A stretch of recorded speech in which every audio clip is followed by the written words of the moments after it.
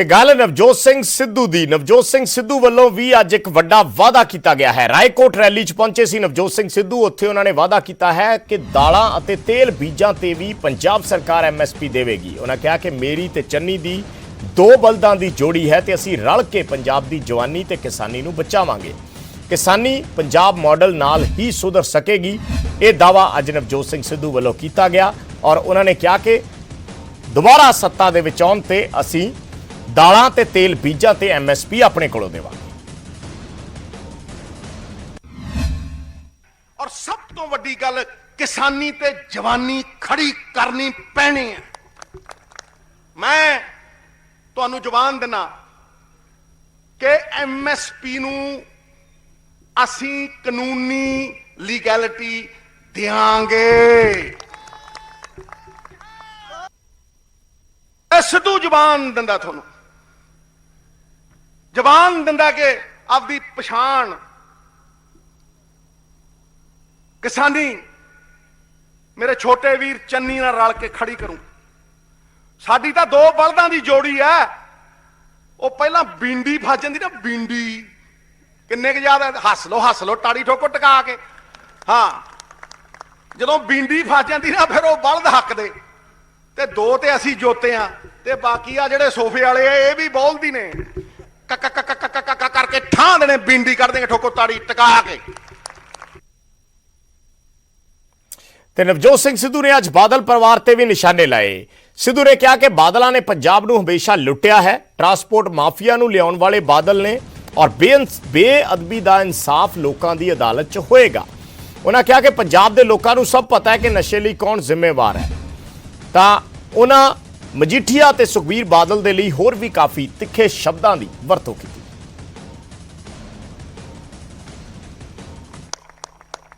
ਲੱਖ ਕਰਨ ਬਾਦਲ, ਲੱਖ ਕਰਨ ਇਹਨਾਂ ਨੂੰ ਬਚਾਉਣ ਵਾਲੇ, ਲੱਖ ਕਰਨ ਇਹਨਾਂ ਨਾਲ ਰਲ ਮਿਲ ਕੇ ਖੇਡਣ ਵਾਲੇ, ਲੇਕਿਨ ਬੇਅਦਬੀ ਦਾ ਇਨਸਾਫ ਲੋਕਾਂ ਦੀ ਅਦਾਲਤ 'ਚ ਪੱਕਾ ਹੋਊਗਾ, ਲੋਕਾਂ ਦੀ ਅਦਾਲਤ ਦੇ ਵਿੱਚ ਪੱਕਾ ਹੋਊਗਾ।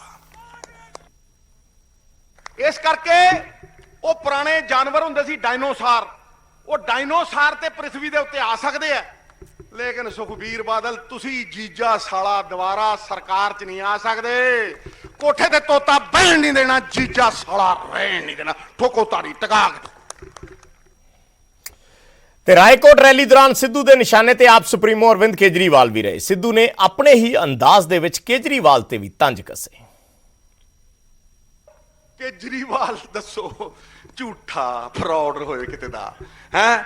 에어ਪੋਰਟ ਬਣਾਉਣਾ ਚਾਹੀਦਾ। ਉਹ 에어ਪੋਰਟ ਤੇ ਬਣ ਗਿਆ ਹਵਾਰਾ 에어ਪੋਰਟ, ਸਰਦਾਰ ਅਮਰ ਸਿੰਘ ਨੇ ਬਣਾਤਾ। ਪੱਟੂ ਤੂੰ ਸਾਡਾ ਖਾਈ ਜਾਣਾ, ਖੱਟੀ ਖਾਈ ਜਾਣਾ। ਐਵੇਂ ਬੇਗਾਨੀ ਸ਼ਾਦੀ में ਅਬਦੁੱਲਾ ਦੀਵਾਨਾ। ਠੋਕੋ ਟਕਾ ਕੇ ਠੋਕੋ। ਹੈ ਇਹ ਕੀ ਗੱਲ ਹੋਈ? ਬਣਾਤਾ। ਤੂੰ ਗੱਲਾਂ ਕਰਦਾ ਬਣਾਉਣੀਆਂ ਪਿਛਲੀ। ਤੇ ਉਧਰ ਅਕਾਲੀ ਦਲ ਪ੍ਰਧਾਨ ਸੁਖਬੀਰ ਬਾਦਲ ਨੇ ਵੀ ਅੱਜ ਮਾਝੇ 'ਚ ਹੁੰਕਾਰ ਭਰੀ। ਪਹਿਲਾਂ ਬਟਾਲਾ ਤੇ ਫਿਰ ਪਠਾਨਕੋਟ 'ਚ ਸੁਖਬੀਰ ਨੇ ਵਰਕਰ ਮਿਲਣੀਆਂ ਕੀਤੀਆਂ ਤੇ ਰੋਡ ਸ਼ੋਅ ਕਰਕੇ ਆਪਣੀ ਤਾਕਤ ਦਾ ਮੁਜ਼ਾਹਰਾ ਕੀਤਾ। ਇਸ ਦੌਰਾਨ ਸੁਖਬੀਰ ਦੇ ਨਿਸ਼ਾਨੇ ਤੇ ਵੀ ਕਾਂਗਰਸ ਤੇ ਆਮ ਆਦਮੀ ਪਾਰਟੀ ਰਹੇ।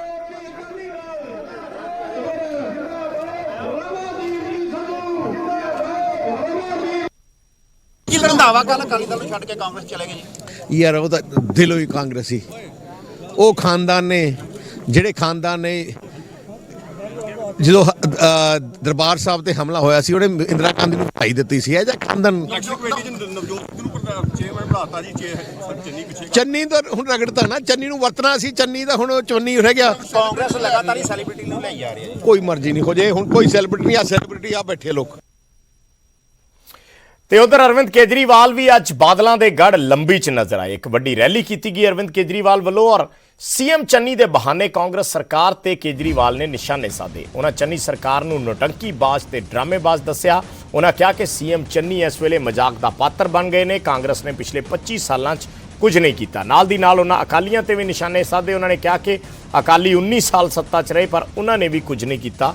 ਅਸੀਂ 5 ਸਾਲਾਂ 'ਚ ਦਿੱਲੀ 'ਚ ਕਮਾਲ ਕਰਕੇ ਦਿਖਾਇਆ ਹੈ ਤੇ ਪੰਜਾਬ 'ਚ ਸੱਤਾ 'ਚ ਆਉਣ ਤੇ ਇੱਥੇ ਵੀ ਕਮਾਲ ਕਰਕੇ ਦਿਖਾਵਾਂਗੇ।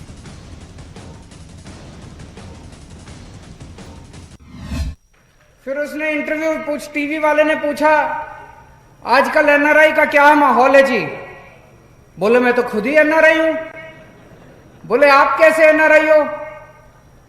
कहते मैं पहले पिंड में रहता था, अब मैं शहर में आ गया, तो पिंड वाले मेरे को एनआरआई बोलते हैं। तो लोगों ने मजाक बनाने शुरू कर दिए। कल सोशल मीडिया पे चल रहा था कि जो वो मिस यूनिवर्स बनी है हमास संधू, उसने फोन किया चन्नी साहब को कि जी मैं हमास संधू बोल रही हूं, मिस यूनिवर्स बन गई। कहता ले मैं तो खुद ही मिस यूनिवर्स हूं। चन्नी साहब एक दिन जेल गए, जेल में कैदियों से मिलने के लिए। एक कैदी मिला, उससे पूछा कि तू जेल क्यों आया? कहता जी मैं जेब काटता था। कहता ले मैं तो खुद जेब काटता हूं। मजाक बना दिया इन्होंने सरकार का। ऐसे पंजाब का कैसे भविष्य आगे बढ़ेगा? जब कांग्रेस को लगने लगा कि कैप्टन साहब से तो हार जाएंगे, तो अभी 3 महीने पहले उन्होंने चन्नी साहब को मुख्यमंत्री बना दिया। अब चन्नी साहब ने नए नए ऐलान करने चालू किए हैं, रोज नए नए ऐलान करते हैं। लेकिन एक बात जरूर है, इससे बड़ी भारत के इतिहास में नौटंकीबाज और ड्रामेबाज सरकार आज तक हमने नहीं देखी।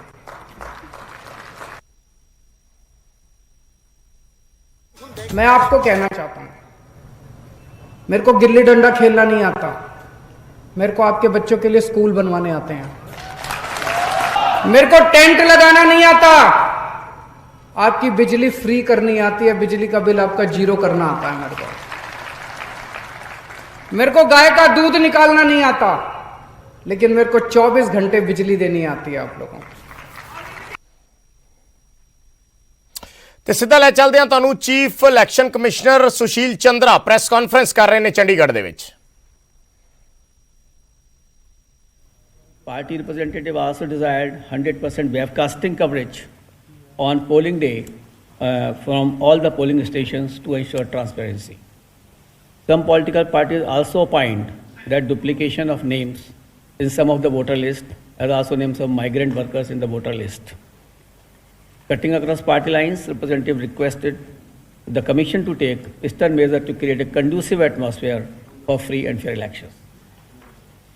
Now I shall apprise you about the specific initiatives and directions of the commission to address these concerns and other concerns. ECI has always recognized that after the voters, political parties are the most important stakeholders in the election process. The commission has assured the political party representative that our endeavor is to conduct free, fair, participative, inclusive, and inducement-free elections. Since our endeavor is to encourage maximum voter turnout, we have also analyzed the specific low voter turnout constituencies